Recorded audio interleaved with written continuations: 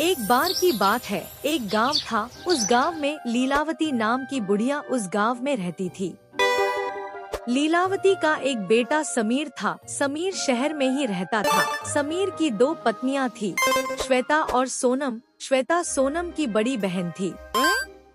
सोनम थोड़ी मंदबुद्धि थी और उनके माता भी नहीं थे। इस कारण समीर ने दोनों बहनों से शादी कर ली थी। गांव में रह रही माँ को इस बारे में कुछ भी मालूम नहीं था। बेटे ने उसे कभी भी श्वेता और सोनम के बारे में नहीं बताया था। एक दिन लीलावती दूसरे गांव में अपनी बहन से मिलने गई थी। तभी बुढ़िया के जाने के बाद समीर और उसकी दोनों पत्नियां घर में आए और उन्होंने ताला तोड़ा, फिर घर के अंदर आ गए। 3 घंटे के बाद लीलावती वापस आई। उसने देखा कि उसके घर का ताला टूटा हुआ है। वह घबरा के अंदर गई। अंदर जाते ही अपने बेटे के पास गई और उसे गले लगा ली। फिर बोली, मेरा बेटा समीर, तू आ गया। कितने दिन हो गए तुझे देखे। हाँ माँ, मैं आ गया। अब से हम लोग आपके साथ ही रहेंगे। बेटा, तूने यह बढ़िया किया, लेकिन बेटा यह दोनों कौन है?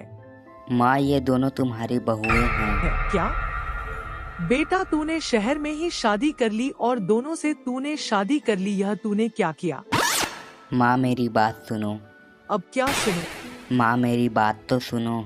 श्वेता और मैं एक दूसरे को पसंद करते थे, इसलिए हमने देर ना करते हुए शादी कर ली। लेकिन श्वेता की जुड़वा बहन वो भी मुझे पसंद करती थी और वो थोड़ी दिमाग की कमजोर है और इनके माता पिता भी अब नहीं रहे। हमने सोनम को कितना समझाने का प्रयास किया कि मैं 2 शादी नहीं कर सकता, पर वह नहीं मानी। इसलिए मैंने उसके साथ झूठ मूठ का शादी किया। सोनम की खुशी के लिए मैंने झूठी मूठी शादी की। अब आप ही बताओ माँ, मैं क्या कर। माँ, मैंने शादी आपसे बिन पूछे की, लेकिन उसके आगे मैंने क्या गलत किया?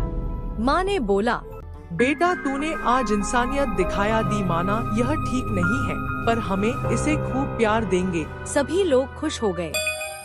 धीरे धीरे सभी के प्यार से सोनम अब नॉर्मल होने लगी। अब वो भी सभी की तरह बात करती और खुश रहती। एक दिन श्वेता की साड़ी सोनम ने पहन ली और माँ के पास गई। माँ, मैं कैसी लग रही हूँ? बेटा सोनम, तू अपनी बहन की साड़ी में उसके जैसे ही लग रही है। क्या माँ, आपने मुझे पहचान लिया? मैं आपके साथ मजाक करने वाली थी। कोई बात नहीं बेटा, अगली बार मैं तुझे नहीं पहचानूंगी। सभी खुश हुए। इस तरह सभी खुश रहने लगे। एक दिन माँ बोली, हमें सोनम की शादी करा देनी चाहिए। सभी ने हामी भरी, लेकिन सोनम बोली, नहीं, मैं आप सबको छोड़ कहीं नहीं जाऊंगी, मैं यहीं रहूंगी। हाँ बेटा, तू यहीं रहेगी, पर लड़का अनाथ है, वो यहीं रहेगा। हाँ तो फिर ठीक है। उन्होंने सोनम की शादी करा दी। अब सभी लोग इस घर में अब खुशी से रहने लगे।